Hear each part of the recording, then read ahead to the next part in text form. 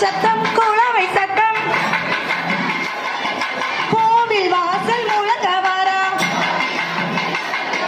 கொடை விழாவை பார்ப்பதற்கு கோவிலை விட்டு வெளியே வாரா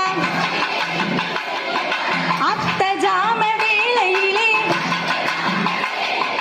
ஆலயம் விட்டு வெளியே வாரா ஆலயம் விட்டு வெளியே வந்து மூளை வளர்த்தே ஓடியே வாரா ஆடியே வாரா பாடியே வாரா அம்மா சூளம் கொண்டாடியே வாரா